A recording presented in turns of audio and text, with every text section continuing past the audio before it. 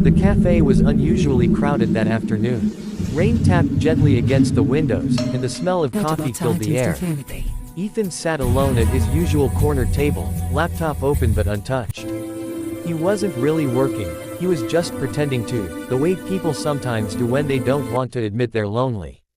The seat across from him had been empty for months, ever since his wife, Clara, had passed away. He still came here every Saturday, almost as a ritual, clinging to routine because it was all that kept him from drowning in the silence of his apartment. Just as he was lost in his thoughts, a woman's voice startled him. "Oh my God, I'm so sorry. I didn't realize someone was sitting here." She had sat down quickly, shaking the rain off her coat, a little girl clinging to her hand. The child's hair was wet, her cheeks flushed pink from the cold. Ethan looked up, slightly confused, then smiled softly. "It's okay. You can sit." The woman hesitated. "Are you sure? We can find another table." But Ethan glanced around, every table was full.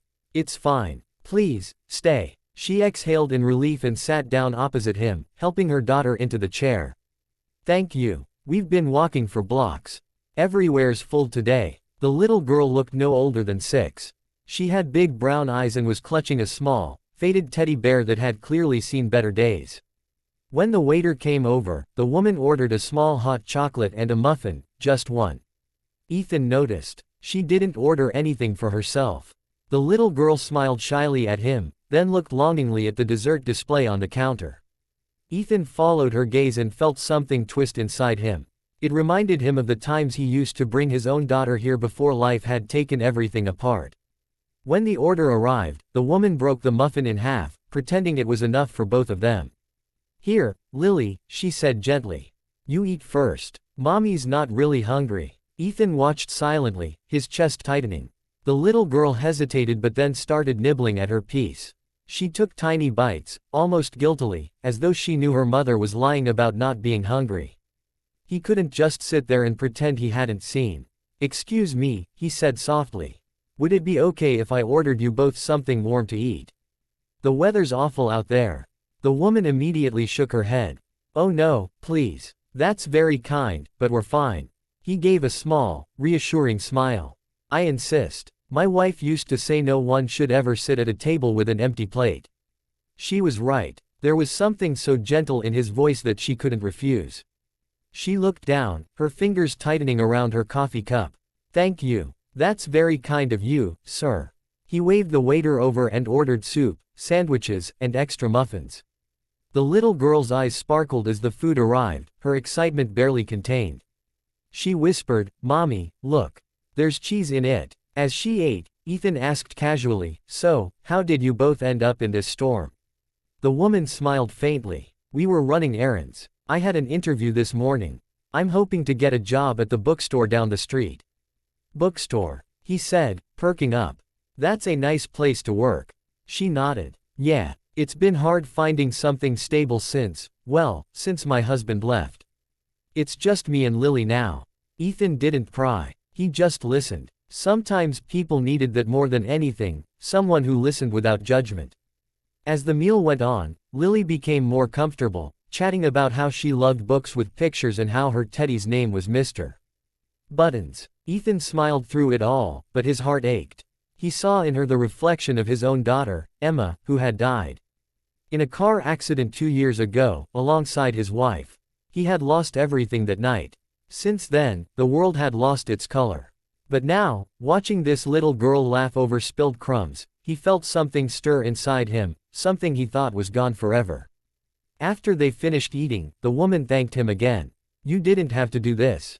Really. We're strangers." "Maybe," Ethan said quietly, "but sometimes strangers meet for a reason." She smiled, the kind of smile that hides exhaustion behind gratitude. "You're a good man." He shook his head. "Just someone who's been on the other side of hunger." They talked a little longer. She told him her name was Sarah. She had moved to the city recently, hoping to start over after leaving a small town where everyone knew too much about her struggles. She'd been living in a small rented room, trying to keep up with rent and school fees. When it was time for them to go, Ethan reached for his wallet, but she stopped him. "You've already done enough." He smiled. "At least let me pay for Lily's muffin."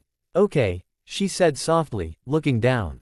Thank you again. They said goodbye, and as she left, Ethan noticed that Lily turned around at the door, waving with her small hand. Bye, mister. He waved back, trying to hide the lump in his throat. The next Saturday, Ethan came to the cafe again, out of habit. But this time, he couldn't focus. He kept glancing toward the door, half hoping she'd walk in again.